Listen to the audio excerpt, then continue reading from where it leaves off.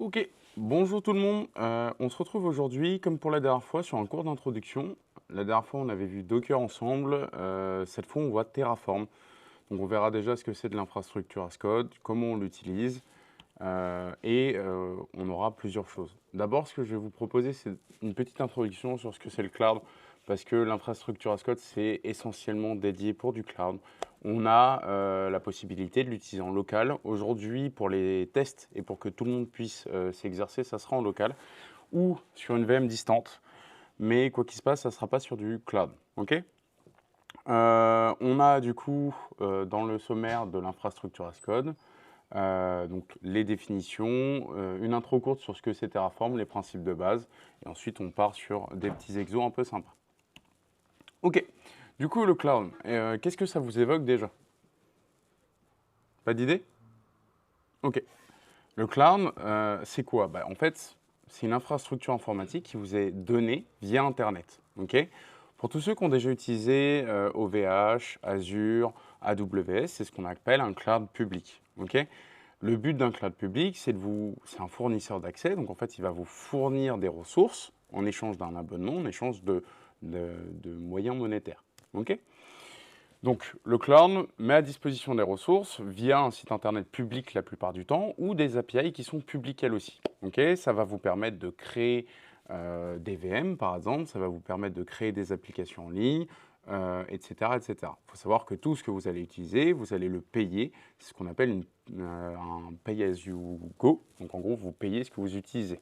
Okay. Souvent, aujourd'hui, le cloud est très utilisé. Pourquoi? Parce que ça coûte très très cher d'avoir une infrastructure en physique. Il faut acheter les serveurs, il faut les stocker, il faut les refroidir, il faut les fournir en électricité et ainsi de suite. D'accord? L'avantage du cloud public, c'est que vous ne gérez rien vous-même. Vous avez juste à cliquer sur un bouton «Crée-moi une VM», il vous crée une VM, vous n'avez pas le stockage, vous n'avez pas les employés pour la maintenance, vous n'avez pas les préinstallations, etc. etc. Ok. On a trois types de cloud qu'on va rapidement passer. Le cloud privé, donc c'est le même principe qu'un cloud public, comme Azure AWS ou OVH, mais qui est possédé par une seule entreprise. La plupart du temps, les clouds privés, c'est possédé par des très grands groupes bancaires qui ont des informations un peu dangereuses à mettre sur un truc public, ou par les États. Typiquement, en France, on a un cloud privé. Ok.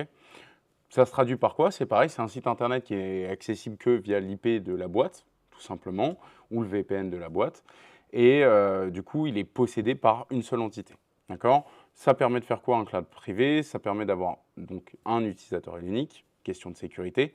Une haute sécurité forcément parce qu'on va pouvoir paramétrer la sécurité comme on le veut quand on a un cloud privé. Néanmoins, gardez à l'esprit que si c'est mal fait, ça reste, il y aura des failles de sécurité. D'accord? Il faut que ça soit bien fait. Une flexibilité est totalement personnalisable parce qu'à l'inverse d'être dépendant par exemple d'OVH qui vous propose certains services, si le service n'existe pas, vous ne pouvez pas le faire. D'accord? Alors qu'avec un cloud privé, vous créez les services dont vous avez besoin. Vous en êtes le propriétaire. Cloud public, on a déjà vu. Retenez simplement à l'esprit que les plus grands aujourd'hui, c'est Azure, AWS, OVH et GCP, tout simplement. Le cloud hybride, c'est en fait des entreprises qui vont choisir d'avoir leur propre cloud privé pour des trucs un peu tricky, des informations un peu privées qu'ils ne peuvent pas partager, et un cloud public pour héberger leur site internet public ou des choses comme ça, tout simplement. L'infrastructure as code. Maintenant qu'on sait ce que c'est le cloud, ça sert à quoi? Quand est-ce qu'on l'utilise? Et comment ça a été créé? Alors, infrastructure as code, c'est quoi? La définition pure et dure, c'est le fait d'utiliser des fichiers de configuration lisibles par un humain, d'accord? Donc c'est du code directement, qui va nous permettre de créer, provisionner, modifier ou supprimer une infrastructure, d'accord? De manière automatisée. C'est-à-dire que j'ai du code, je lance mon code, ça me crée une VM par exemple sous Azure. Ok. Ça, c'est le but de l'infrastructure as code, c'est vraiment d'automatiser la configuration de nos serveurs, de nos déploiements d'applications, de la gestion de ces applications-là et de leur environnement pour améliorer l'efficacité, la cohérence et la reproductibilité d'une infrastructure. Je m'explique. Aujourd'hui, si je vous demande de créer une VM sous Azure, vous êtes tous capables de cliquer sur un bouton «Créer une VM». D'accord. Le problème, c'est comment vous allez créer.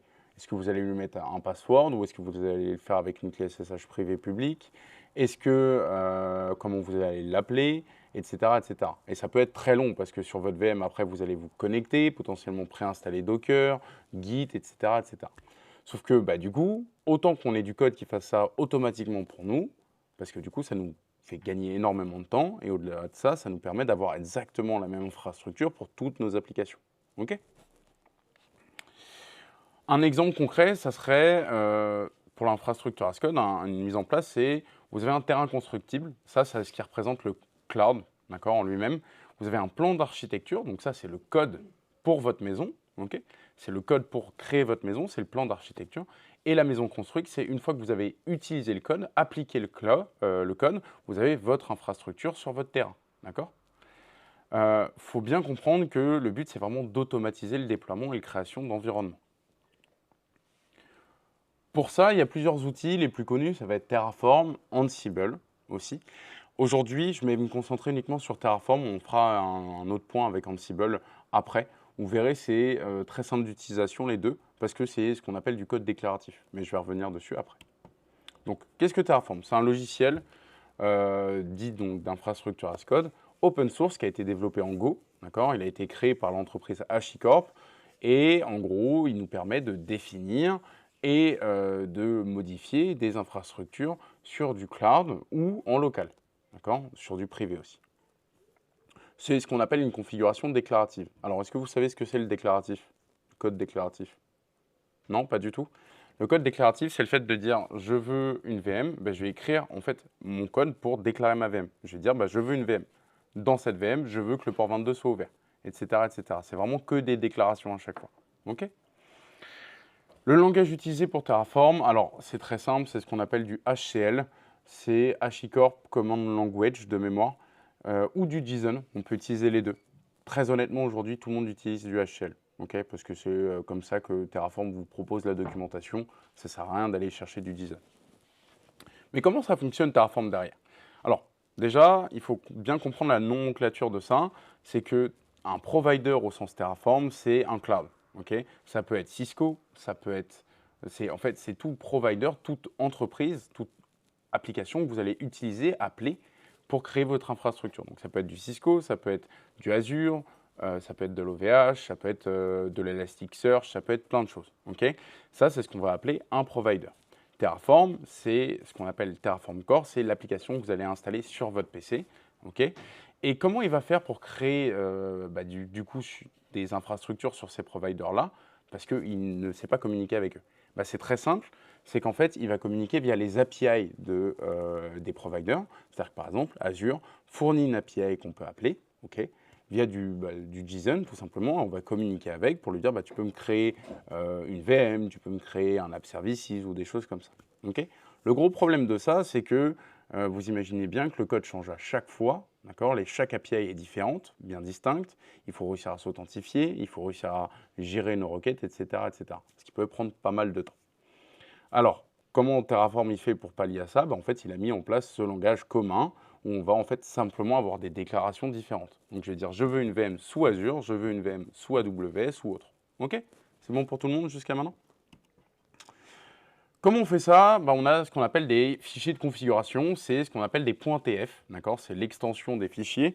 Il s'appelle .tf pour Terraform, tout simplement. On va avoir le Terraform Core qui est installé sur notre machine, et quand on va appliquer notre configuration, il va aller communiquer avec un provider pour créer notre infrastructure. Okay, à chaque création, modification ou suppression, il va mettre à jour un fichier qui s'appelle le Terraform State. On reviendra dessus après. Okay, alors, les principes de base. Comme je vous l'ai dit, HCL, HashiCorp Configuration Language, pardon, c'est le langage maison de Terraform, c'est le langage en fait d'HashiCorp tout court. Vous pouvez le retrouver, encore une fois, il est open source. Tout ce que fait HashiCorp est open source, plus ou moins. D'accord? Et le but de ce langage-là, c'était d'être compréhensible, éditable, modifiable par des humains et par des machines. En gros, le but, c'est que grâce à HCL, Ansible puisse éditer le code de HCL, mais aussi vous-même, tout simplement. Les avantages de l'IAC. Alors, c'est quoi les avantages de l'infrastructure as code?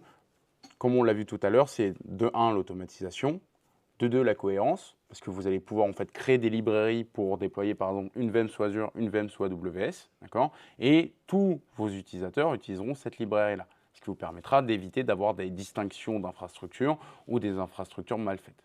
On va pouvoir versionner, étant donné que c'est du code et qu'on peut le push sur un Git, bah, tout simplement on va pouvoir versionner notre Git, versionner notre code. Encore une fois, c'est de l'infrastructure déclarative, donc c'est plutôt simple. Vous voulez créer une VM, vous avez juste à dire crée-moi une VM. Donc a priori, c'est assez facile d'utilisation, c'est plutôt user-friendly.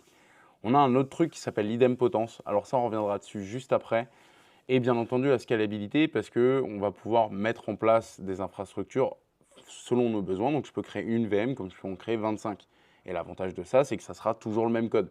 Pour une VM, par exemple, sur Azure, ça sera toujours le même code. Et j'aurai juste à lui dire, bah, tu m'en crées une ou 25. OK? L'idempotence, c'est quoi? C'est un principe de base, rendez-vous compte. Imaginez que vous essayez de déployer une VM sous Azure qui s'appelle Tutu. D'accord? Si j'applique le code pour créer Tutu 2 fois, qu'est-ce qui va se passer? Sans l'idempotence, vous allez avoir une erreur. Ils vont vous dire, bah non, attention, je ne peux pas, la VM est déjà créée ou il y a déjà une VM qui porte ce nom-là et vous allez avoir une erreur. OK? Tout comme si vous essayez de créer 2 fois la même variable. Dans la plupart des langages, ils vont vous dire non, la variable est déjà créée, tu ne peux pas la recréer. L'idempotence, ça vous permet en fait de l'appliquer autant de fois que vous voulez cette configuration parce que c'est le fait de dire que si on prend une fonction, d'accord, et qu'on l'applique 2 fois, on aura toujours le même résultat. Donc typiquement, si j'applique 2 fois ma configuration, Terraform va être capable de déduire qu'il a déjà déployé ma VM et donc il n'a pas besoin de le refaire. OK? C'est un principe un peu particulier, mais retenez que simplement, il est capable de savoir ce que vous avez fait avant et que par conséquent, il ne va pas le refaire si vous réappliquez le changement. Il va simplement se dire, bah non, c'est déjà déployé, je n'ai pas besoin de le faire pour eux. OK? Alors, comment il fait ça? Il fait ça avec le fichier dont on a parlé tout à l'heure, qui est le fichier TFState, donc le Terraform Data, le Terraform State. C'est un fichier au format JSON dans lequel en fait il va référencer tout ce que vous avez créé, déployé au fur et à mesure. Okay, donc à chaque fois que vous allez appliquer votre configuration, à chaque fois que vous allez lancer votre code, si vous préférez, il va vous créer un Terraform State, un TF State, dans lequel il va dire, bah voilà, il a déployé ça sous tel provider, il a fait ça, ça porte tel nom, et ainsi de suite. Okay, c'est grâce à ce fichier-là qu'il va savoir ce qui est déjà déployé ou non. Alors, Terraform et les graphes, c'est un peu particulier. C'est un peu l'ordre d'exécution de Terraform, donc on va avoir dans un premier temps l'écriture. Vous allez vous-même écrire votre projet, d'accord? Vous allez écrire l'infrastructure que vous voulez déployer, d'accord? Ça se fait via deux choses. Un, le TF-State, ce n'est pas vous qui allez l'écrire, c'est Terraform qui le crée pour vous. Et deux, les fichiers de configuration que vous allez écrire, dans lesquels vous allez préciser les déploiements que vous voulez, tout simplement, l'infrastructure que vous voulez. Le plan, qui est une commande Terraform qui va vous permettre en fait de détailler ce que vous êtes censé faire et si surtout il y a des modifications à faire par rapport au TF-State qui est déjà présent. Okay, et le apply qui va vous permettre d'appliquer les changements sur chacun des providers disponibles. Okay, alors, comme je vous l'ai dit, les cloud providers, c'est Terraform qui va communiquer avec différents providers via leur API respective. Ça signifie deux choses. Fonction du provider, le code Terraform sera différent. Je n'ai pas les mêmes choses à déclarer pour déployer une VM sous Azure que sous AWS, pour la simple et bonne raison que les API sont totalement différents et donc je dois renseigner des champs différents. OK? C'est bon pour tout le monde ça? Pour Azure, les services, ils sont nommés Azure Resource Manager, d'accord? Typiquement, sur AWS, c'est AWS Instance. OK? Donc, on va passer rapidement sur les commandes et après, je vous propose de rapidement voir vraiment le lexique de Terraform, le code Terraform. Ensuite, je vous ai préparé pas mal d'exos qui sont plutôt sympas à faire. Ce que je vous propose, c'est que je vous montre un exercice, moi, comment le faire, ok? Et je vous laisserai essayer de faire les autres vous-même. Donc, d'abord, les commandes de base. Bien entendu, vous avez le helper qui vous permet d'avoir la liste des commandes et un récapitulatif de comment les utiliser, d'accord? Vous avez le init. Le init, c'est la commande que vous devez faire à chaque fois que vous commencez votre projet Terraform. Le init, il permet deux choses. Premièrement, d'initialiser votre projet en téléchargeant les plugins que vous avez besoin. Vous voyez ça comme quelqu'un qui va télécharger l'ensemble des librairies. Vous voyez ça comme un npm install. Vous êtes obligé de le faire à chaque début de projet. Sinon, Terraform ne détecte pas que le dossier dans lequel vous êtes, c'est un dossier de configuration. Okay, donc Terraform init, même avant de faire mon code, ce n'est pas dramatique. Ensuite, je vais faire un plan. Une fois que j'ai fait mon code, je vais faire un plan. Et là, on voit en fait dans le retour qu'il nous donne qu'on a plusieurs infos dessus. Premièrement, il va nous dire s'il crée, modifie ou supprime certaines choses. Ensuite, il va nous préciser qu'est-ce qu'il crée, qu'est-ce qu'il supprime ou qu'est-ce qu'il modifie. D'accord? Donc là, on voit que dans mon plan, il me dit je vais créer quelque chose. Et à l'intérieur, il dit voilà, une ressource du type nulle ressource qui s'appelle exo1 will be created, donc va être créée. D'accord? Et il nous remet le code qu'on a fait. OK? C'est bon pour tout le monde ça? Le plan, c'est vraiment lui qui va définir ce qu'il a à faire. OK? Donc modifier, supprimer ou créer tout simplement. Et il va vous le dire. Okay. Si j'applique un plan et que je n'ai pas de changement, il va me le dire aussi, il va me dire non, là actuellement, votre tf-state et votre code sont identiques, donc je n'ai pas besoin de faire de modification. Okay. Le apply, quant à lui, il va vous permettre d'appliquer vos changements, donc créer votre infrastructure sur le provider que vous avez sélectionné. D'accord? Donc là, en gros, il me dit en fait les mêmes choses que le plan. Il va me redire les mêmes choses que le plan. Et ensuite, il va nous afficher en fait l'ensemble de l'exécution de notre programme. C'est ce qu'on voit en bas, null resource.exo1, creating, provision with local exec, etc., etc. Il va nous afficher vraiment le log de tout ce qu'il fait. Bien entendu, c'est au apply qui crée le tf-state, d'accord? Au apply ou au destroy, c'est à ce moment-là qu'il va créer ou modifier le tf-state. Le premier apply, vous n'avez pas de fichier de tf-state sur votre ordinateur, enfin sur le dossier de configuration. Vous allez appliquer donc votre configuration et il va vous créer un terraform.tf-state la première fois. Au fur et à mesure, il va le modifier. Surtout, s'il vous plaît, ne vous amusez pas à supprimer ce fichier-là. Si vous le supprimez, Terraform n'a aucune idée de ce qui a été fait ou non. Et du coup, vous pouvez avoir des erreurs. OK? Le destroy, le gros avantage de Terraform, c'est que vu qu'il est capable de garder en mémoire tout ce qu'il a fait avant, il va être capable de tout supprimer. Donc imaginons que je suis dans un lab où là je veux créer des VM pour tous mes étudiants, d'accord, ou tous mes employés pour qu'ils puissent s'entraîner à un langage de programmation, d'accord, sur un environnement isolé. Qu'est-ce qui va se passer? Si je le crée sur le cloud, je vais devoir cliquer à la main pour créer une VM, deux VM, et si j'ai 100 personnes à créer de VM, je vais devoir cliquer 100 fois sur le bouton. De la même manière, ça, je vais pouvoir l'automatiser sous Terraform en faisant par exemple une boucle et lui dire tu me crées de 0 à 100 ou de 1 à 100 des VM. Et au moment du destroy, je vais simplement lui dire Terraform destroy, il va comprendre qu'il a déployé 100 VM et il va donc me supprimer tout ce que j'ai déployé au préalable. Ça signifie les VM, les réseaux, les sous-réseaux, etc., etc. Les IP, tout ce qu'il a pu créer au préalable grâce à votre fichier de configuration, il va le supprimer avec le destroy. Vous avez bien entendu, encore une fois, les logs de ce qui va supprimer et les logs donc ça, c'est vraiment les logs de ce qui va supprimer. Et en dessous, vous avez les logs au moment de l'exécution.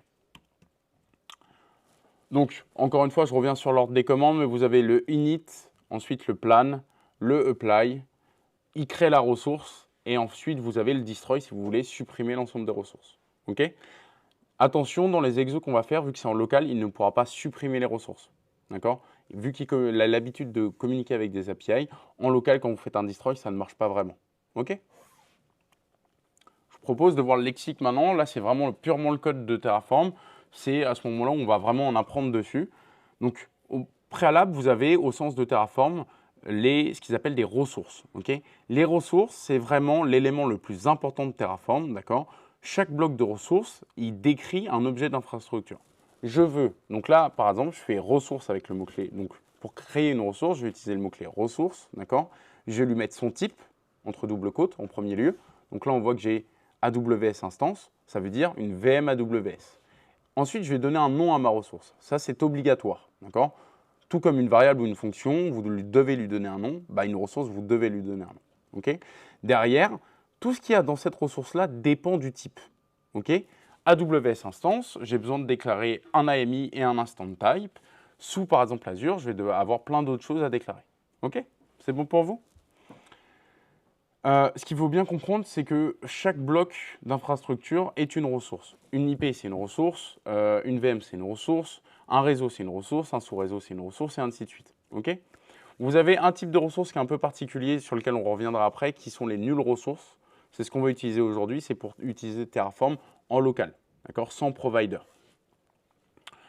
Ensuite, on a les data sources, d'accord. Alors, vous pouvez vous demander, c'est très bien, je peux créer toute une infrastructure de A à Z avec Terraform, mais qu'est-ce qui se passe si je pars sur une infrastructure qui existe déjà? Comment je fais pour récupérer les informations de ce qui a été créé sans Terraform, hein? Imaginons, moi, j'ai un utilisateur qui a créé une VM au préalable et je veux la modifier. Eh bien, tout simplement avec Terraform, vous avez les data sources qui vous permettent en fait d'aller chercher des informations depuis l'extérieur de Terraform, donc typiquement depuis les providers. Okay, il va donc pouvoir interroger les différents providers mis à sa disposition et récupérer les informations que je souhaite. Donc là, typiquement, pour déclarer un data source, je vais utiliser le mot-clé data. Encore une fois, je vais lui préciser le type. Donc là, je veux une data d'une AWS AMI. Okay, je vais lui donner un nom et je vais lui dire ce que je veux récupérer. D'accord? Donc là, en l'occurrence, ce que je vais essayer de récupérer, c'est toutes les informations de AWS AMI sur mon provider à moi. Vous avez les variables. Étant donné que Terraform, c'est un langage qui se veut réutilisable, et ben, ils ont mis un système de variables en place. D'accord? C'est semblable à toutes les autres variables que vous pouvez créer, que vous pouvez utiliser dans différents langages de programmation. Le mot-clé pour créer une variable, c'est variable. Ensuite, vous lui donnez un nom. Vous devez préciser le type. Et ensuite, vous avez l'info default qui vous permet de lui donner une valeur par défaut. D'accord? Attention néanmoins, vous n'êtes pas obligé de lui donner une valeur par défaut. OK? Les types que vous allez retrouver, c'est les int, les strings, des listes de int, des listes de strings, tout ce que vous voulez, des objets, bien entendu, et des enums. Okay, vous avez un dernier type qui est un peu particulier, qui est l'array, qui ressemble beaucoup à une liste. Il y a quelques cas d'utilisation différentes, on le verra par la suite. Alors, un principe un peu particulier avec Terraform, c'est la précédence de données. La précédence de données avec Terraform, c'est quoi? Imaginons que je crée un fichier de configuration avec des variables à l'intérieur et dans ces variables, c'est pour créer une VM. D'accord? Le problème, c'est que ma variable nom, je vais lui donner une valeur qui est par exemple tutu. D'accord? Le problème de ça, c'est qu'un utilisateur qui reprendrait mon code, il serait obligé d'aller directement dans le code pour modifier ma variable. Ça, ce n'est pas ce qu'on veut. Donc en fait, Terraform a mis en place un système de hiérarchie de variables. Je vais pouvoir déclarer plusieurs fois la même variable dans des fichiers différents. D'accord? Et en fonction du fichier dans lequel elle est déclarée, elle a plus ou moins d'importance. Je m'explique. Typiquement, communément, on déclare les variables dans un fichier qui s'appelle terraform.tfvar. D'accord? Je vais déclarer ma variable, par exemple, nom, d'accord? Et je vais lui donner une valeur tutu. OK? Dans ce fichier-là, donc, je vais avoir ma variable nom et qui est égale à tutu. Si je la redéclare, ma variable nom, dans terraform.tfvar.json, et que je lui donne plus tutu, mais par exemple Kevin, ce qui va se passer, c'est que la valeur qui sera en priorité, c'est celle qui sera dans le terraform.tfvar.json. Là, vous avez à peu près l'ordre. Donc, le plus petit, c'est les environnements variables. Et les plus gros, c'est en CLI avec le -var ou -var5. OK? C'est bon pour tout le monde? C'est un peu particulier, mais ça vous permet simplement de réutiliser des variables sans avoir à modifier votre code directement. Vous avez les outputs qui vous permettent d'afficher certaines choses. Donc là, rien de plus simple. Output pour créer un output, un nom pour cet output-là, une value. Je vais pouvoir lui mettre certaines conditions pour lui dire tu attends que ça ou ça soit créé sur par exemple Azure ou mon provider, mais ça reste là. Ça en reste là, pardon. Les modules, alors on reviendra dessus dans un prochain cours. Comme pour Docker, Terraform, il permet de faire plein de choses. Les modules, c'est vraiment la création de nos propres librairies, d'accord? C'est pour réutiliser du code, ok, comme une librairie classique. Le truc, c'est qu'on ne va pas l'aborder là parce que ça ne vous servira à rien et ça vous perdra. On a quelques trucs à voir encore. Le local exec qui nous permet d'exécuter du code en local, d'accord? C'est dans une nulle ressource. Donc là, imaginons que je veux sur mon PC écrire dans un fichier. D'accord? Je vais faire ressource, nulle ressource parce que je ne communique pas avec un provider en particulier. J'exécute sur mon PC en local. Donc c'est une nulle ressource dès que c'est en local. Node, donc ça c'est mon nom. Je vais l'appeler node 1, le nom de ma ressource. Derrière, je vais utiliser un provisionneur, donc c'est le mot-clé provisionneur local exec qui me permet en fait d'exécuter en local une commande. Donc là, par exemple, ce que je vais faire, c'est la commande echo avec le nom d'un film que je vais mettre dans un fichier qui s'appelle blackadam.txt. OK? Tout simplement. Retenez simplement que local exec vous permet d'exécuter en local. OK? Vous avez les triggers qui sont très intéressants. Il faut savoir que Terraform ne peut pas savoir si le contenu d'une variable a changé. C'est un peu particulier, mais si vous faites deux apply en modifiant le contenu de toutes vos variables et que vous n'avez pas de trigger, eh bien, il ne sera pas capable de le déduire. Donc, il va dire, non, c'est exactement le même code parce que j'ai les mêmes variables. Il ne voit pas le contenu d'une variable. Pour qu'il regarde le contenu d'une variable, il va falloir mettre en place un trigger. Donc, dans ce trigger-là, on va préciser en fait sur quoi il va faire attention. tout simplement. OK? Dernière chose, ça c'est ce qu'on va faire aujourd'hui aussi, le remote exec, tout pareil, c'est une nulle ressource parce que je ne vais pas communiquer avec un provider. Et le remote exec, dedans, qu'est-ce qu'on va avoir? C'est une exécution de commande, mais sur une VM distante. OK? Provisioner file qui nous permet, avec le remote exec, de copier un fichier, d'accord, de mon local à un distant. Donc à une VM distante, par exemple, je vais vouloir copier un fichier .sh pour pouvoir l'exécuter dessus et tout préinstaller. Ben, je vais pouvoir copier ce fichier-là et le mettre sur ma VM distante avec le provisioner file. OK? Ok, on va rapidement voir les avantages et après on aura fini la partie théorique, on passera vraiment à la pratique directement. La manière de fonctionner de Terraform est différente selon chaque provider, mais ça reste du code lisible. Une fois que vous savez faire du Terraform, vous savez utiliser pratiquement n'importe quel provider. Il suffit simplement d'aller voir la documentation officielle. D'accord ? Il vous donne le code de chaque provider. D'accord ? Donc typiquement, une VM sous Azure et AWS, le code est différent parce que j'ai différentes choses à déclarer. Mais une fois que j'ai bien compris comment fonctionne Terraform, il n'y a plus trop de problèmes. Les étapes de Terraform, elles sont très simples. Le plan, il vous permet vraiment de checker les modifs que vous avez faits et donc vous avez moins de risques de tout casser, mais au-delà de ça, vous avez moins de risques de faire des erreurs. Le apply vous permet d'appliquer les changements, le destroy permet de détruire. Donc c'est vraiment plutôt user-friendly. On comprend très vite comment ça fonctionne. C'est facile de collaborer avec Terraform parce qu'on va pouvoir faire des fichiers de configuration différents sur des guides différents ou même sur le même guide. Tout simplement, chaque personne peut s'occuper d'un fichier de configuration. Typiquement, vous êtes tous là dans un projet Terraform. Par exemple, le premier d'entre vous va créer une VM, c'est un fichier de configuration. Le second d'entre vous va créer, par exemple, je ne sais pas, un WordPress et ainsi de suite sous Azure. Et tout ça, vous allez pouvoir le faire dans des fichiers de configuration différents et à la fin, simplement les appeler. Ça ne changera rien. Et enfin, Terraform, il peut discuter à la fois en local, en remote, sans provider, mais aussi avec des providers, avec leur API. Donc, on n'est pas en fait uniquement dédié à un seul provider, par exemple Azure ou AWS. Je peux vraiment tout modifier en même temps. OK ? Je peux faire des configurations qui vont me créer une VM sous Azure, une VM sous AWS en même temps, ou simplement une VM sous Azure. Tout simplement. Je propose de passer à l'exercice. Donc, je vous en ai prévu 6 pour aujourd'hui. On en aura un peu plus par la suite. Le premier exercice, c'est de créer un main.tf, d'accord ? Et celui-ci doit écrire le nom de votre film préféré dans un fichier qui s'appelle film.txt. Pour faire ça, très simple, on va le faire ensemble rapidement. Donc, je vais créer un main.tf. Dedans, je vais forcément au préalable créer une variable, d'accord ? Encore une fois, on se rappelle du mot-clé. Est-ce qu'il y a besoin que je zoome un peu ou c'est bon pour vous ? Non, c'est bon. Je vais créer une variable, ok ? Je vais l'appeler film, par exemple, name, d'accord ? Dans ce film name là, je vais mettre le nom de mon film préféré.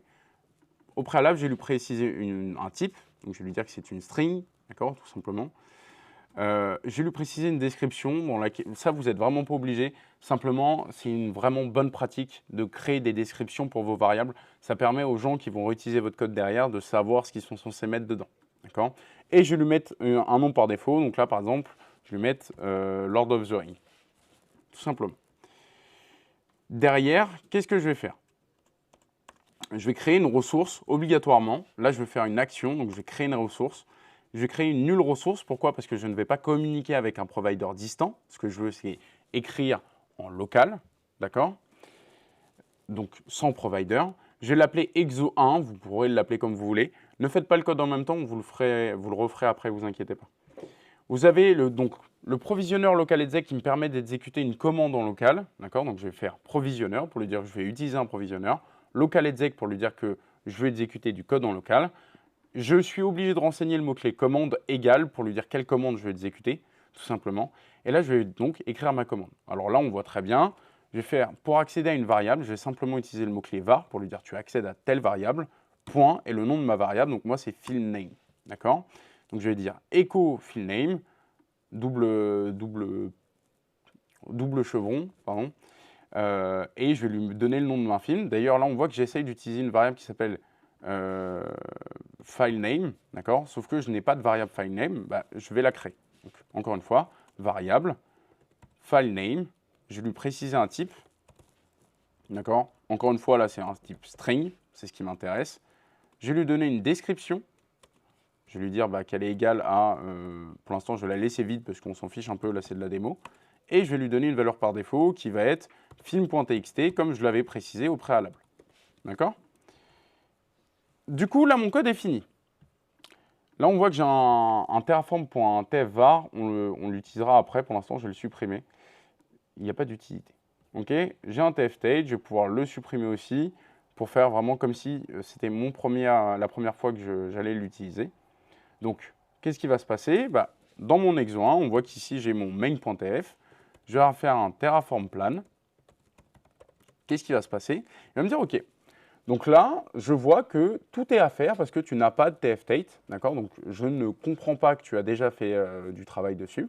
Il va me dire je vais créer une nulle ressource qui s'appelle exo1 et il me dit dans cette ressource, tu as une ID qui va être définie au moment de l'apply, ok? Et tout le reste, je ne sais pas ce qui va se passer dedans. Il n'a pas vraiment le détail de ce qui se passe dans une ressource. Ce qui est important, c'est que là, on voit qu'il nous fait un Terraform apply, il nous le dit. Faites un Terraform apply pour appliquer les modifications. Donc là, c'est ce que je vais faire. Il va me dire, donc il va me récapituler le plan qui a été fait au départ. Il va me dire, donc effectivement, il y a une chose à ajouter, 0 chose à modifier, 0 chose à détruire. D'accord? Donc je vais lui dire, est-ce que tu es d'accord pour le créer? Je vais lui mettre oui, tout simplement. Et une fois que ça sera fait, il va simplement me dire, voilà, nulle ressource, elle est en train de se créer, donc elle est en train de s'exécuter. Je vais utiliser le local exec, je vais faire un bin bash /bin/sh pour lui dire j'exécute du code .sh, enfin du code bash, pardon, et je vais lui dire echo load of the ring dans mon fichier film.txt. D'accord? Une fois que ça sera fini, il me dit l'apply est completed, ajout 0 change, 0 destroy. À l'intérieur, tout à l'heure, on voit que quand j'avais fait ls, j'avais juste main.tf. Donc là, si je refais ls, on voit que j'ai bien mon film.txt qui a été créé. D'accord? Si je regarde dedans, je vais bien avoir Lord of the Ring écrit dedans. Et ici, je vais avoir un terraform.tfstate, d'accord, qui représente ce qui a été effectué. On passera sur les triggers juste après. Je vais vous laisser essayer de faire cet exo 1 d'abord en local. Donc, je vais vous laisser installer au préalable Terraform et ensuite essayer de faire cet exo 1.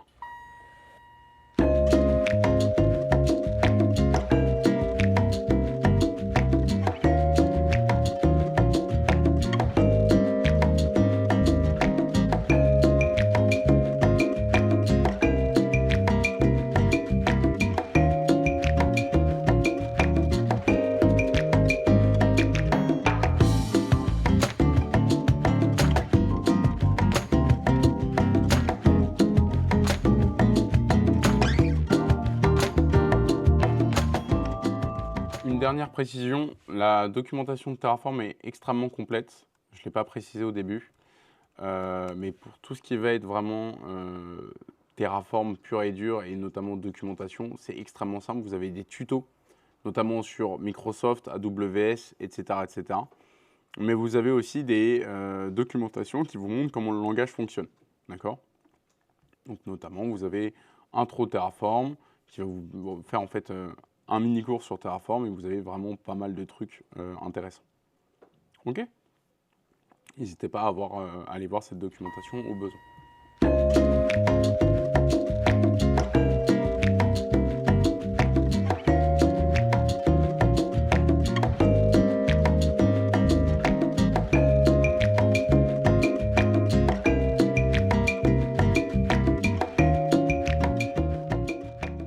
Un destroy et un apply. Ok? Mais ça, je vais le montrer là directement dans l'exo 2. Ok, on va passer à l'exo 2 du coup. L'exo 2, il consiste à faire quoi? C'est la même chose que l'exo 1, d'accord? Sauf que là, je vais vous demander deux choses. Un, de faire un output avec fichier film.txt créé. Et de deux, de faire un trigger pour voir si on modifie la variable. Je m'explique. Tout à l'heure, je vous ai dit que si j'allais si je retourne dans l'exo 1, tout à l'heure, je vous ai dit qu'il n'avait pas de conscience de ce qui était le contenu d'une variable. D'accord? Qu'est-ce que ça signifie, ça? Si je retourne dans l'exo 1, j'ai mon main.tf ici, d'accord? Et on voit que là, le nom de mon film, c'est Lord of the Ring. Ok? Mais je ne sais pas, ça devient plus mon film préféré. Et maintenant, je vais, je sais pas, prendre un Fast and Furious. Très bien. J'ai pas de goût, très bien, on part sur Fast and Furious. Qu'est-ce qui se passe si j'essaye de faire un plan et en apply? Normalement, le nom a changé, donc il est censé faire une modification. Eh bien, si je fais encore un Terraform plan, il va me dire il n'y a pas de changement. Comme je vous l'ai dit, il n'a pas de conscience de la valeur d'une variable. Okay, pour qu'il en ait conscience, il faut rajouter ce qu'on appelle un trigger. Donc ça, c'est l'exo 2. Je vous montre rapidement comment faire. Donc là, on a le même code que tout à l'heure. Okay, sauf que là, je vais vouloir en fait faire un trigger sur le nom de ma variable. Comment je vais faire? Comme tout à l'heure, je vous ai montré, on va utiliser le mot-clé trigger. D'accord? Trigger, je vais lui dire OK, très bien. Dans ce trigger-là, alors, je peux lui donner le nom que je veux au début, d'accord? Et ce qu'on met ici, c'est vraiment ce qu'on veut, ok? Par défaut, dans toutes les God docs, ils mettent faux, donc j'ai pris fou plutôt. J'ai pris l'habitude de mettre fou, mais j'aurais pu mettre tutu ou test ou peu importe, ok? Et là, en fait, je vais préciser la variable où je veux observer le contenu, d'accord? Donc la variable, typiquement, file name ici. Donc je vais faire var.file name, du coup. Non, film name, pardon, excusez-moi. Film name, voilà. Et là, qu'est-ce qui va se passer quand je vais modifier son contenu? Eh ben, il va être capable de l'observer, parce que je lui dis observe la valeur. Dernière chose qu'on était censé faire, c'est mettre un output en place, d'accord? Donc là, je vais simplement renommer ma ressource en exo 2. Et là, je vais mettre un output ici, donc output. Je vais lui donner un name, je vais l'appeler output underscore exo 2, ok? Et ici, je vais lui donner simplement une value. Alors, si je prends ce que j'ai dit ici, c'est dans mon truc, c'est fichier film.txt créé. Et donc là, moi, si je veux le rendre modifiable, entre guillemets, je vais simplement faire hop, fichier, tac, var.filename, créé. Et là, il va le comprendre. OK? Donc, qu'est-ce qui va se passer? Ici, on voit que si je regarde donc, dans mon terminal, excusez-moi, je vais aller dans l'exo 2 directement, cd exo 2. Ici, je vais faire un terraform. Alors, je vais supprimer mon fichier film.txt. Je vais faire un terraform plan. OK. Et donc là, il va me dire simplement, OK, comme tout à l'heure, il va me dire, je vais créer une nouvelle ressource qui s'appelle exo 2, d'accord? J'ai un ID. Sauf que là, il va référencer mon trigger. Et ce qui est très intéressant, c'est qu'avec mon trigger que j'ai appelé faux, à l'intérieur, qu'est-ce que j'ai? J'ai Lord of the Ring. Il comprend ce qu'il y a dans ma valeur, dans ma variable. OK. Donc si je fais un apply, je vais lui mettre oui, ok. Et là, il me le dit encore une fois, hein, mon trigger est égal à Lord of the Ring. Encore une fois, il reprend le plan. Et là, on voit que j'ai mon output. Output exo 2, fichier film.txt, créé. Ok. C'est bon pour tout le monde? Donc si je regarde dans mon fichier film.txt, j'ai bien Lord of the Ring. Mais comme je vous disais tout à l'heure, il se peut que je change de film préféré. Donc là, comme tout à l'heure, je vais reprendre Fast and Furious. Ok. Et je vais le relancer. D'accord? Donc là, j'ai juste modifié le nom de mon film en Fast and Furious. Qu'est-ce qui va se passer si je refais un plan? Eh bien, vu que là, il y a un trigger, il va me dire, attention, dans l'exo 2, je vois que, enfin, dans ma ressource nommée exo 2, je vois qu'il y a eu un remplacement. Je suis passé de Lord of the Ring à Fast and Furious. Okay, donc là, il me dit, il y a un destroy et un change et un ajout. Pourquoi? Parce que avec les contenus de variables, par défaut, Terraform fait un destroy. Il ne va pas faire un update, il va simplement détruire la ressource qui a été créée au préalable et faire un apply, ok? Et faire un ajout, en gros. Donc si j'ai une VM qui change de nom, il va simplement me détruire l'ancienne VM et m'en recréer une avec le nouveau nom, en gros. Sauf que là, vu que je suis en local, il ne fait pas de destroy, comme je vous l'ai dit. En local, ça ne marche pas. Donc là, qu'est-ce qui va se passer? En fait, il va simplement me réécrire dans le fichier. Donc si je regarde film.txt, on voit qu'il a fait, en fait, simplement, il a rajouté Fast and Furious dedans. Ok? C'est bon pour tout le monde, ça? Est-ce qu'il y a une question? Oui. C'est quoi les différentes commandes que tu viens d'exécuter pour que ça puisse changer? Plan, apply. Parce que tout à l'heure, plan, c'était avec le message rouge. Ouais. Et ensuite, Alors, en gros, il plan, dit juste qu'il y a un changement, mais que c'est pas une erreur. C'est juste c'est un ça. changement. Là, en fait, alors, oui, quand il y a un changement, Terraform te l'affiche en rouge. Il ne faut pas être surpris. Là, en fait, le plan, c'est ça, c'est ce bloc-là. Tu vois qu'en fait, il dit, attention, la ressource, elle doit être remplacée. Pourquoi? Parce que le Lord of the Rings s'est transformé en Fast and Furious. Ok. Et après, le apply, il te le fait automatiquement. OK? C'est bon pour vous? Encore une fois, comme je vous l'ai dit, le apply, il vous permet de voir chaque ressource, les logs de cette ressource-là. Donc là, en l'occurrence, le local exec, c'est un /bin bash, /bin/sh. Donc là, on voit qu'il l'a bien fait, echo fast and furious film.txt. OK? C'est bon pour tout le monde ici? Oh là là. Ouais. Je vous laisse essayer donc de rajouter à votre exo 1 un output et un trigger. OK?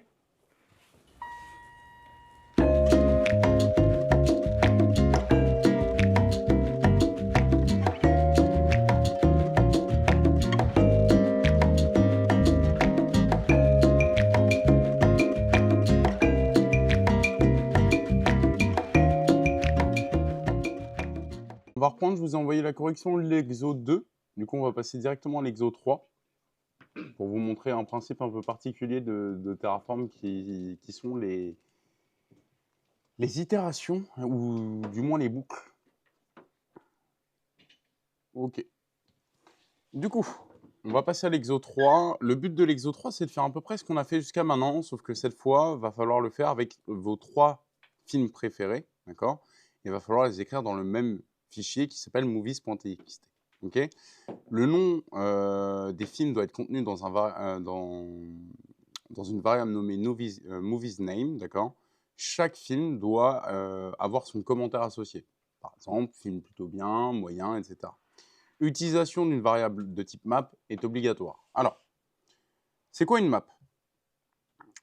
C'est une liste de clés et de valeurs. OK? Donc, comment on va faire ça? Très simple, je vais associer donc 3 noms de films, Lord of the Rings, Inception et Bruce Lee. OK?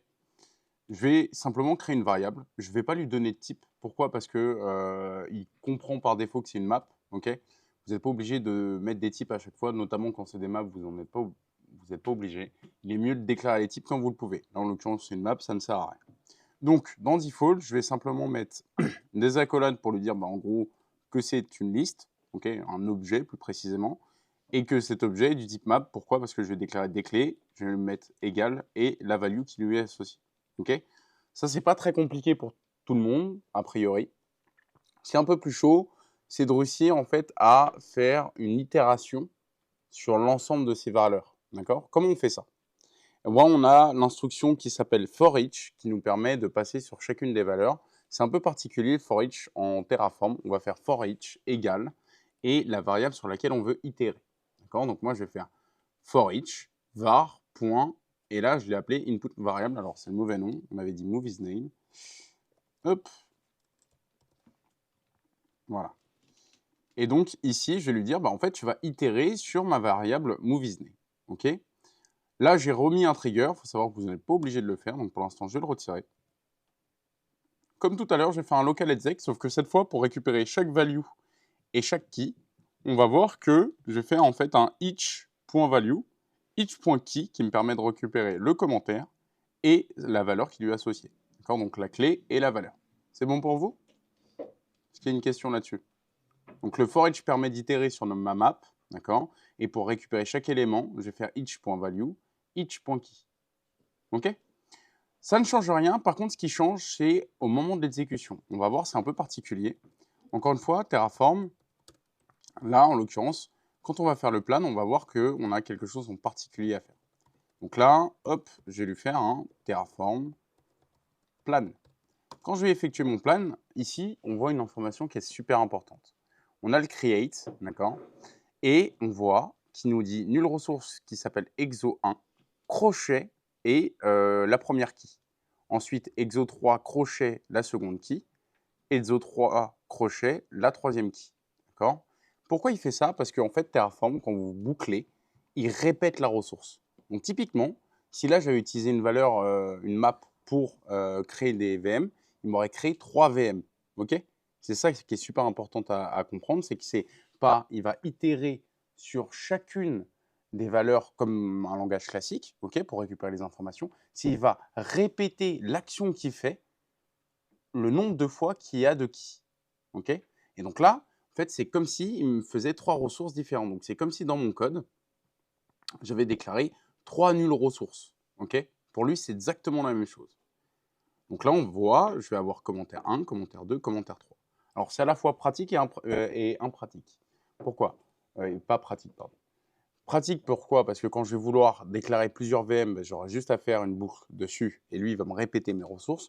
Pas pratique parce que si je veux utiliser une map simplement pour stocker plusieurs values, je vais avoir un problème. OK? Donc, il va falloir vraiment que je gère correctement mes variables. Est-ce que c'est bon pour tout le monde, ça? Oui. Quand je vais faire mon apply,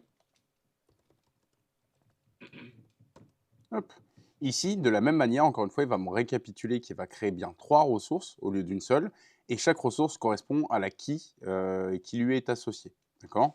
Quand je vais mettre yes, tout va bien se passer, sauf qu'on va voir qu'il va exécuter les 3 commandes, hein, donc Inception, Bruce Lee et Lord of the Rings.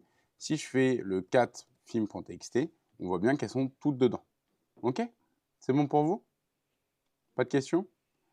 Je vous laisse essayer de le faire. C'est a priori très simple, un peu de code à modifier par rapport à l'Exo 2. Comme je vous l'ai dit, là, vu que c'est le cours d'introduction, on ne va pas très loin dans Terraform. La prochaine fois, je vous montrerai vraiment comment créer des VM sous Azure, comment les gérer, préinstaller Docker dessus, etc. etc. OK?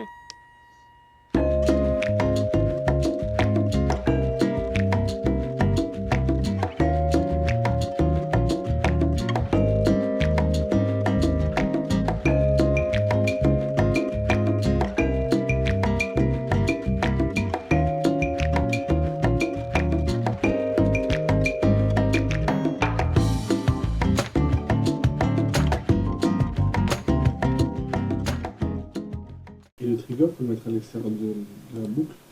Alors, le trigger, c'est un peu particulier. Je te montre ça tout de suite. Si tu veux mettre un trigger, en fait, dedans, tu vas juste le préciser ici. D'accord? Ce que tu vas faire, foo égale each.value. D'accord?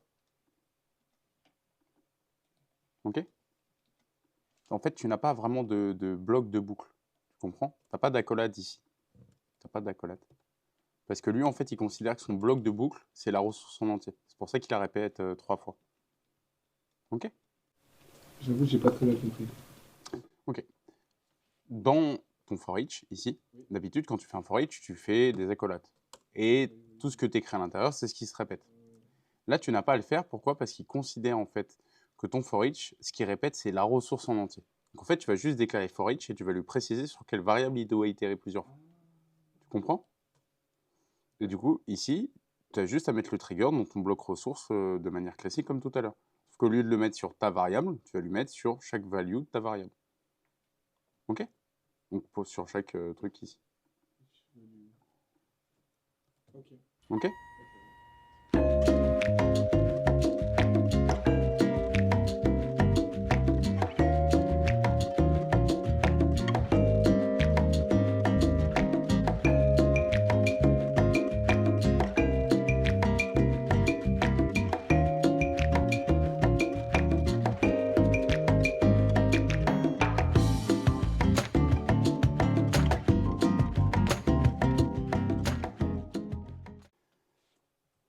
OK, on va passer à l'Exo 4. Le 4, c'est exactement le même principe que tout à l'heure. Donc, encore une fois, vous mettez vos 3 noms de films préférés, d'accord, dans un fichier movies.txt.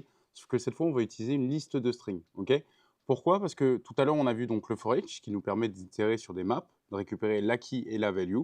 Maintenant, on va voir comment on fait pour itérer sur un array, d'accord? Peu importe le type d'array, ça peut être un array de int, un array de string, peu importe, d'accord?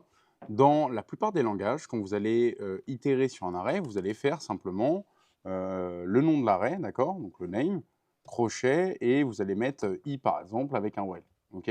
Si je veux accéder à l'index 0, je fais 0, 1, 2 et ainsi de suite. Ok? Le problème en Terraform, c'est qu'on ne peut pas faire ça. Et du coup, comment on fait?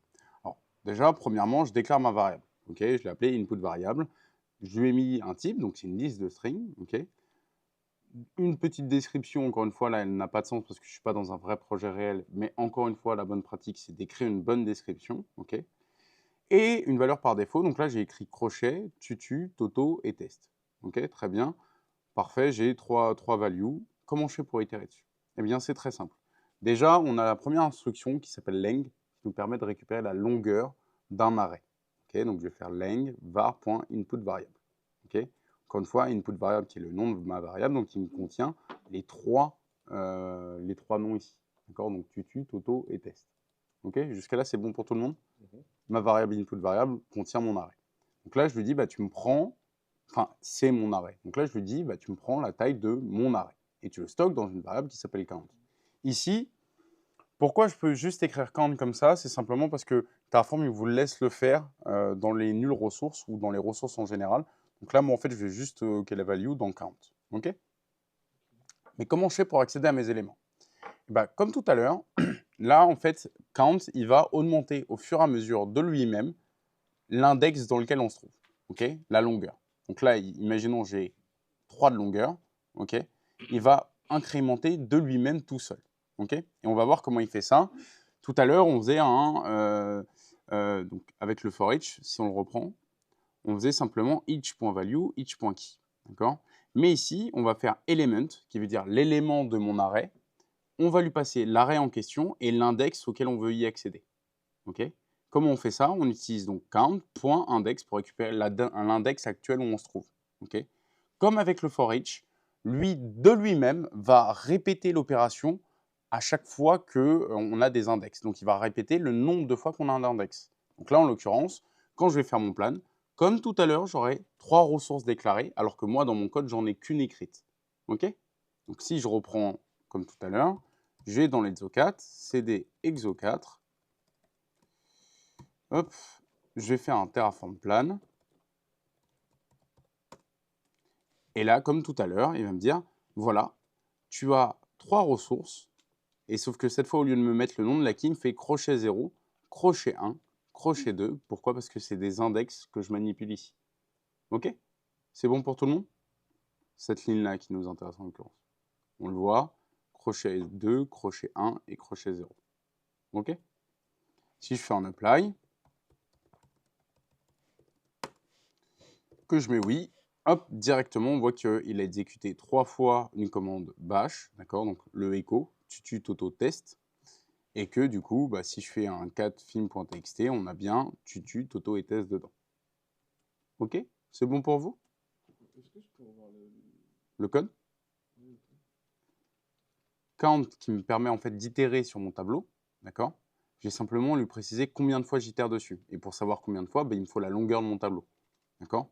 Count, il part de 0 et il va jusqu'à un maximum. Donc quand vous faites count égal, c'est pour lui préciser combien de fois il va répéter l'action. D'accord?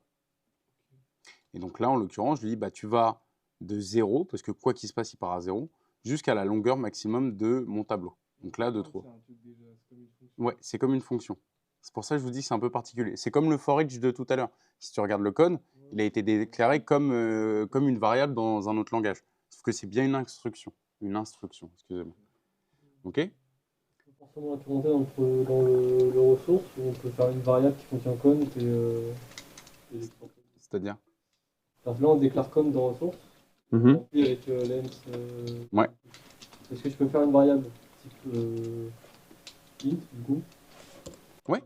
Tu veux dire avec la valeur? Oui, totalement. Je peux faire variable, par exemple, on va mettre lang, value, voilà.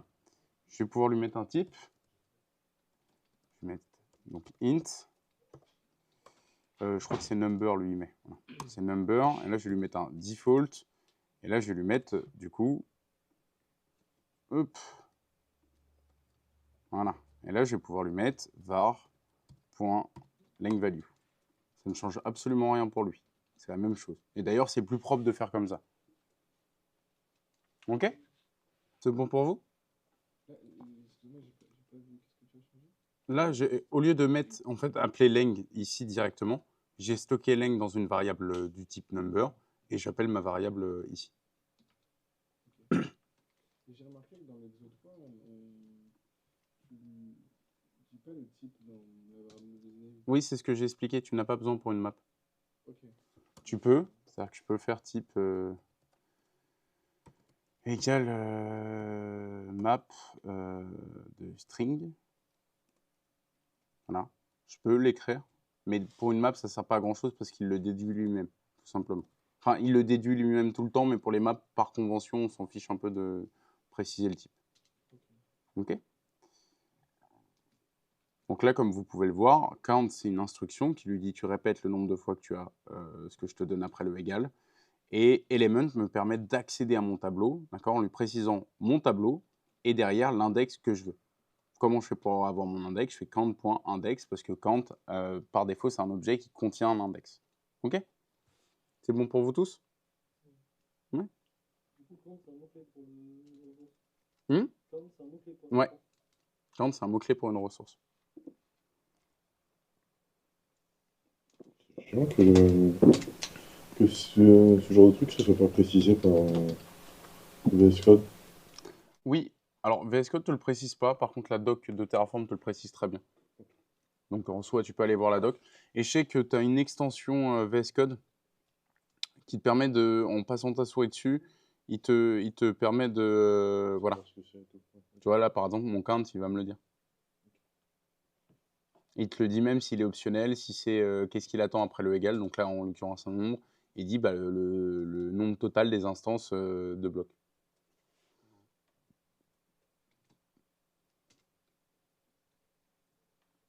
Il précise que dans la même ressource, tu ne peux pas utiliser et un for each et un count. À faire attention.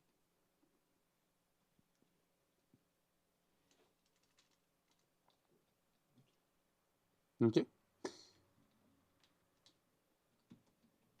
De toute manière, je vous donnerai le code comme d'habitude sur GitHub. Pour les gens qui nous regardent en ligne, c'est pareil. Vous aurez le code sur GitHub et le PDF comme pour la vidéo de Docker.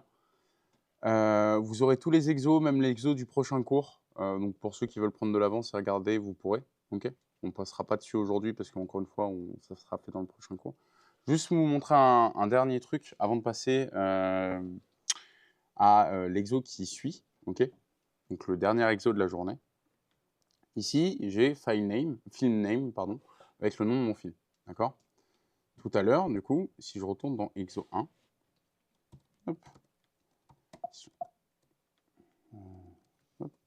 je retourne dans exo 1, tout à l'heure, je vous ai dit, ouais, je vais plus aller dans exo 2 parce qu'il y a un trigger, c'est plus intéressant. Hop, cd exo 2, ok. Si je rm mon film et mon terraform.tfstate, ok. Ici, si on regarde mon exo 2, Si on revient sur un truc, je pense que ce qu'on a dit justement, ça marche pas. où ça? Parce que quand tu fais variable et que tu appelles length, ça te répond que tu peux pas faire appeler de méthode dans des bonnes variables. Alors, normalement, tu peux, à moins que ça soit dans la nouvelle version. Attends, on va essayer. Hop, on va juste essayer directement. C'est des iso4. Peut-être qu'il veut pas, effectivement. Après, tu peux set une variable dans une ressource. Ouais. C'est pas forcément très propre, par contre. rm terraform.tf, state, terraform plan. On va voir tout de suite ce qu'il me dit. Ouais, effectivement, il veut pas de la longueur dans la variable.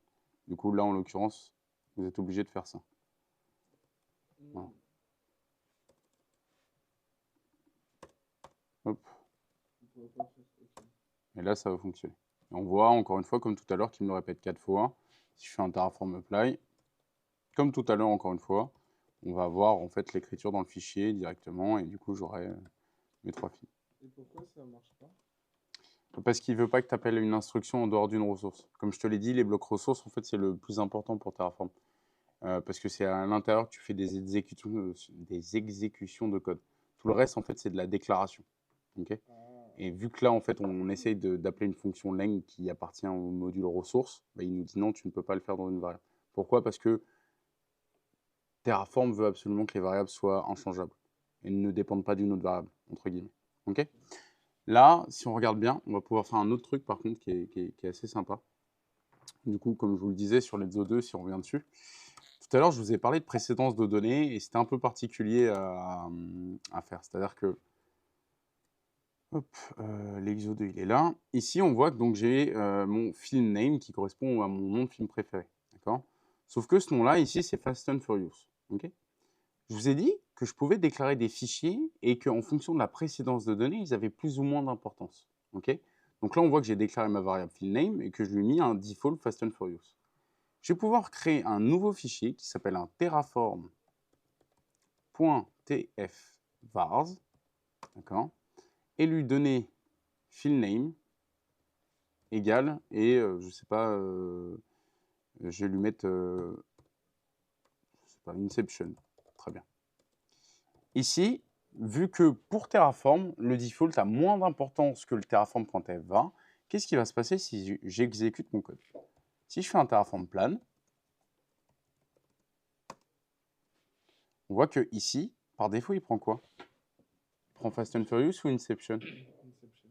Inception. Maintenant, regardez.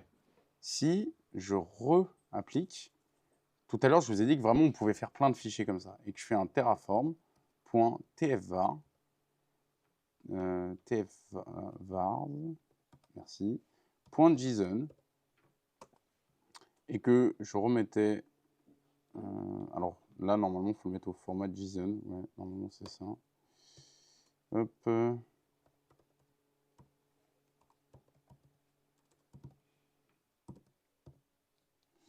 Je vais mettre tutu. Voilà. Hop. Et là, on voit qu'il a pris tutu. D'accord? J'ai une attribution de variable à 3 endroits dans mon programme. Une première fois dans mon main, une seconde fois dans le terraform.tfvar, une troisième fois dans le terraform.tfvar.json. Okay, et vu que la précédence de données fait que hiérarchiquement terraform.tfvar.json est plus haut, c'est celui-là qui est écouté. Okay, ça me permet de faire quoi? Si je travaille en équipe, d'accord, et que dans mon entreprise, on utilise beaucoup Terraform, notamment pour créer des VM, bah, en fait, je vais lui mettre une variable qui s'appelle vmName pour lui donner un nom, et je vais simplement ne pas set de valeur par défaut, d'accord, retirer cette valeur par défaut-là, et ça va obliger la personne qui utilise mon programme à le définir. Okay, mais moi, comment je vais faire? Bah, je vais lui créer un terraform.tfvar, je vais lui donner la value qu'il est censé lui donner, okay, à ma variable, et lui, il ne va pas modifier ça, il ne va pas aller dans mon code pour changer exception et mettre autre chose. Pourquoi?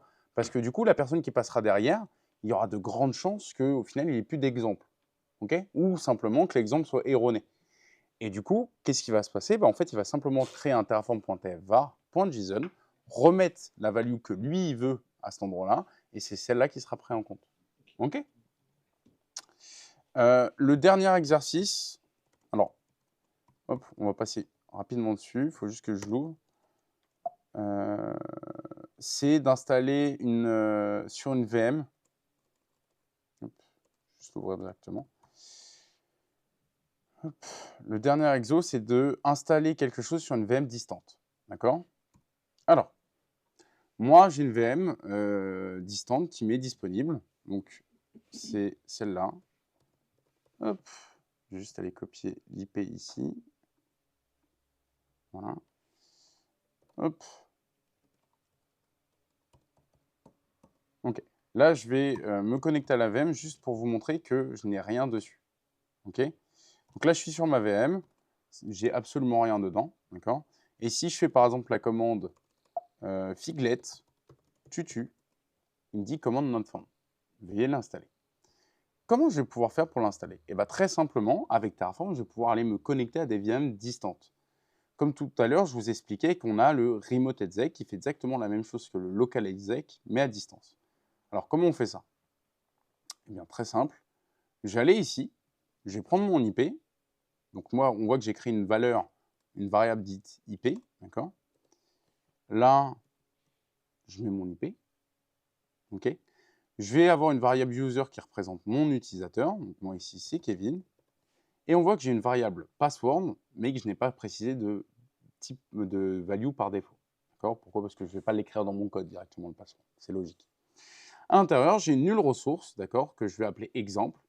Dedans, je vais faire un provisionneur remote exec. Le provisionneur remote exec, il se découpe en deux parties, d'accord? Donc provisionneur remote exec pour le créer, et à l'intérieur, je vais avoir deux choses à faire. Premièrement, la connexion, qui représente la manière de me connecter à ma VM à distance. Je vais lui préciser le type de connexion. Ici, moi, c'est une connexion SSH. Je peux en avoir d'autres, d'accord? Je vais lui préciser mon hôte. Donc là, je vais aller récupérer simplement l'IP de ma VM que j'ai stocké dans une variable.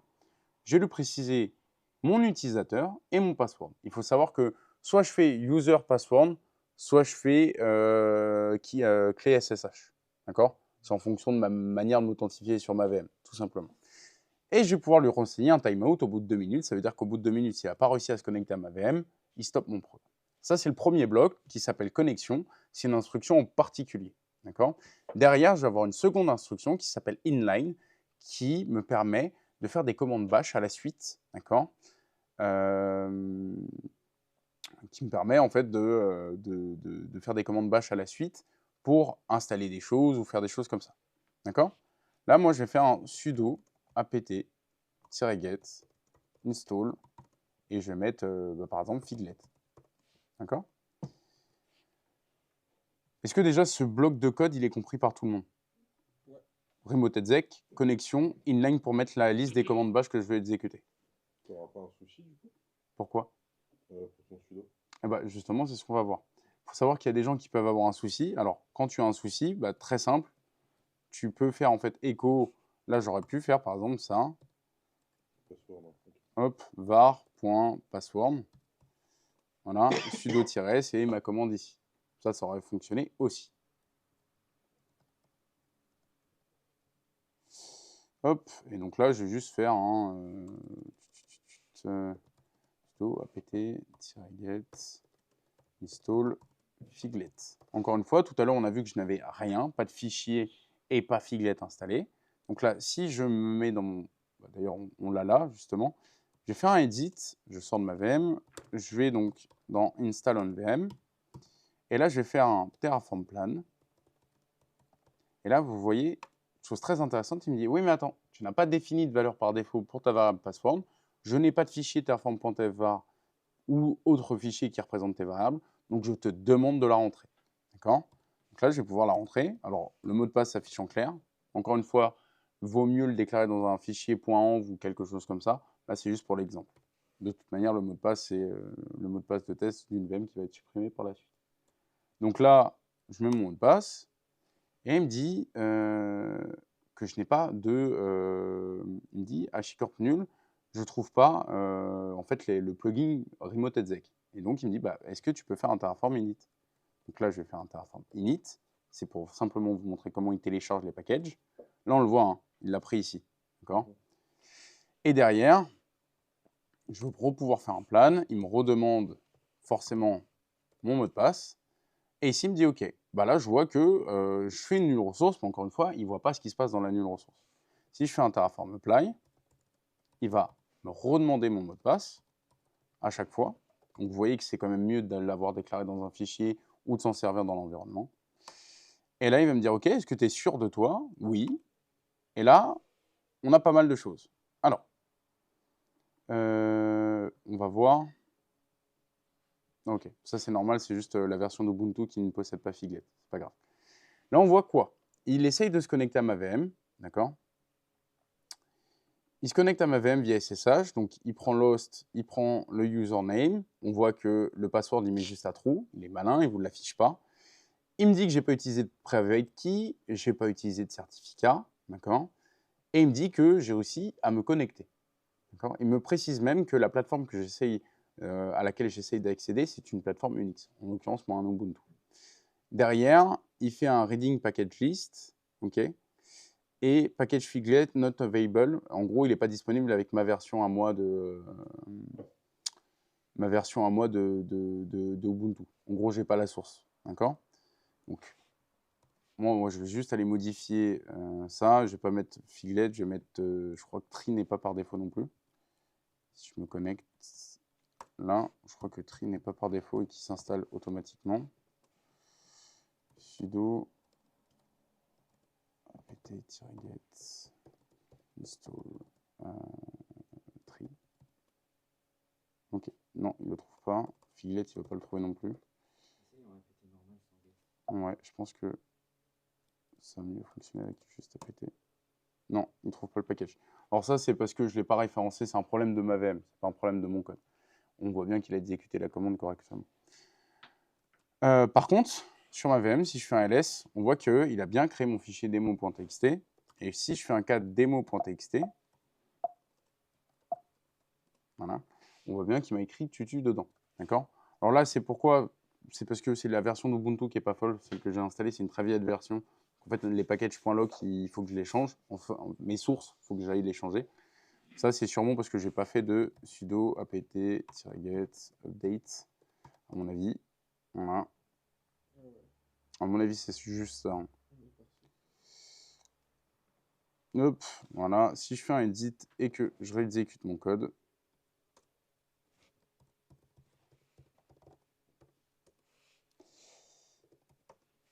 voilà. Et oui, là, il est télécharge bien. Nickel. Donc là, on voit que tout à l'heure, je n'avais pas Fillette. Je vais juste aller me reconnecter dessus une fois qu'il aura fini. S'il l'a trouvé, normalement, oui. Et si on ne définit pas les valeurs des variables, il va te le demander à chaque fois parce Ouais, que sur toutes les variables. pas que password. Non, Ok. sur toutes nos variables. C'est pour ça que c'est important de les définir correctement. Ça va te le demander du haut en bas du haut en bas. Oui, Ok.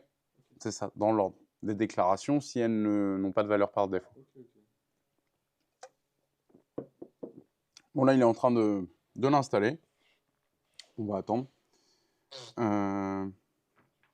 Ah, Peut-être un tiret Y à faire. ouais, j'ai un tiret Y à faire. Hop, pardon, tiret Y. Ça me fait un peu comme Docker. Oui, c'est un peu comme Docker. Là, en l'occurrence, ce qui se passe, c'est qu'il m'a dit est-ce que tu veux bien valider? Et du coup, bah, il attend que je valide. Forcément, je ne vais pas mettre tiret Y, donc il attend dans le vide pendant longtemps. Voilà. Très bien. Et du coup, si je me connecte à ma VM, hop, ici, tout à l'heure, donc il y avait déjà le fichier démo.txt. Si je refais un cas de démo, il est toujours là avec tutu dedans. Par contre, ce qui est intéressant, c'est que si je fais figlet,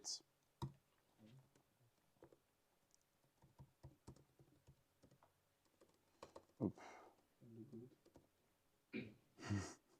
bien tenté. Hop, si je fais ça, hop, il me l'écrit. Voilà. Je vous propose de passer à la conclusion. Comme vous pouvez le voir, là, en fait, ce qui est très intéressant, c'est que ça nous permet de nous connecter à des VM à distance et notamment de tout préinstaller dessus. Alors là, en l'occurrence, il y a un petit point qui est important. Là, on voit que je fais du inline, ok? Mais dans les exemples que je vous ai donnés, il y en a un qui s'appelle install with script.sh. C'est exactement le même code, sauf qu'à l'intérieur, j'utilise un provisionneur file qui me permet de copier un script.sh et de le coller sur ma VM distante. Et du coup, si je vais dedans, là, c'est un script.sh qui me permet d'installer Docker directement. Ok? Et donc, la chose très intéressante, c'est que je vais pouvoir faire un remote exec, sudo, donc là, je vais déplacer mon fichier. Pourquoi? Parce que le provisionneur file vous permet de copier de votre local à une distante, une VM distante. Il faut bien l'avoir mis après en connexion, d'accord? Obligatoirement, sinon ça ne marche pas. Le truc, c'est que vous êtes obligé de le copier dans le TMP parce que vous n'avez pas les droits de le copier dans le local, ok? Donc dans l'utilisateur lui-même. Donc vous le copiez dans le TMP et derrière, dans votre remote exec, vous allez faire un sudo mv, donc mon script.sh qui était dans TMP sur mon utilisateur actuel. Je le chmod pour pouvoir l'exécuter, d'accord? Je l'exécute et après je fais une Docker version Docker run hello world pour voir si tout a bien fonctionné, ok? Vous pouvez le faire du coup via des scripts.sh. Et du coup, ce qui est très intéressant, c'est qu'imaginons, vous avez un script.sh tout simplement pour configurer une VM dont vous avez besoin dans une entreprise. Et vous savez que chaque fois, vous devez par exemple installer Git et Docker, parce que Docker vous permet de run votre application, parce qu'on s'en rappelle du dernier cours. Et derrière, bah, en fait, avec Terraform, vous allez pouvoir vous connecter à n'importe quelle VM, créer votre VM, vous y connecter, préinstaller l'ensemble des choses que vous avez besoin. Et du coup, ça vous fait gagner un temps monstre. Ça vous évite de vous connecter à la VM, faire les choses à la main, etc. etc. Okay? D'autant plus que là, on a vu les boucles, et du coup, ça nous permettrait d'en faire autant qu'on le souhaite des VM. Ok? C'est bon pour tout le monde? Ok. Ben, je vous remercie beaucoup, et puis je vous souhaite une bonne fin de journée à tous.